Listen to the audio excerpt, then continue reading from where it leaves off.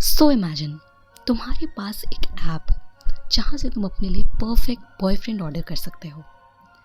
हर बार एक नया एक्सपीरियंस, हर बार एक नई पर्सनालिटी और एग्जैक्टली वो जो तुम चाहते हो। एकदम perfect love, no drama, no rejection, no confusion. क्या तुम एक ऐसा बॉयफ्रेंड चूज़ करोगे या फिर तुम्हें रियल बट इम्परफेक्ट लव ज़्यादा इम्पॉर्टेंट लगता है? आज मैं बात करने वाली हूँ एक ऐसी ही कोरियन ड्रामा की जो इस सेम टॉपिक को एक्सप्लोर करता है। उसका नाम है बॉयफ्रेंड ऑन डिमांड।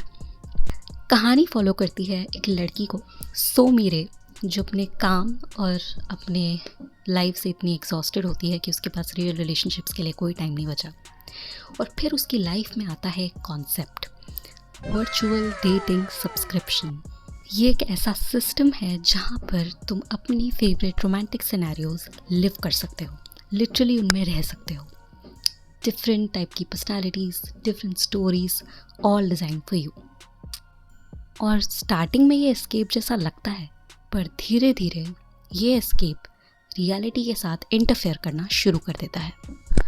सबसे पहले तो द कॉन्सेप्ट अपने आप में ही इतना इंटरेस्टिंग है कि वो एकदम से आपको हुक कर लेता है।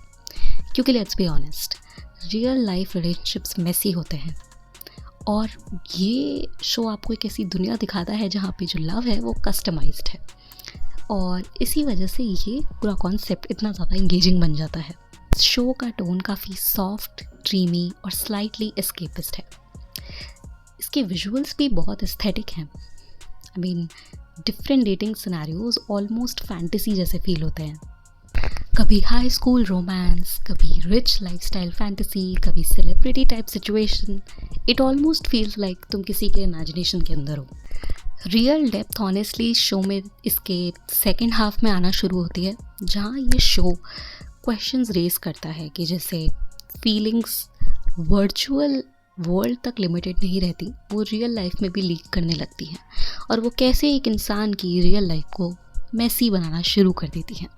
ऑनेस्टली मुझे ये शो अनएक्सपेक्टेडली बहुत ज़्यादा पसंद आया। मैंने इसको ऐसे ही इसके कॉन्सेप्ट की वजह से देखना स्टार्ट किया था।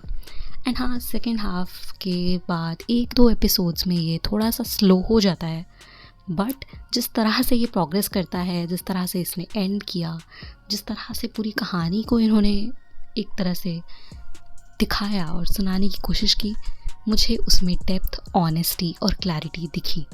And that's why I love this show like, and I would recommend you कि अगर आपने अभी तक नहीं देखा है तो नेटफ्लिक्स पे जाके इस शो को ज़रूर देखना। ऑनेस्टली जीसू की परफॉर्मेंस मुझे इस शो में काफ़ी ज़्यादा इंटरेस्टिंग लगी, काफ़ी ज़्यादा मुझे मज़ा आया उनको परफॉर्म करते हुए देख के।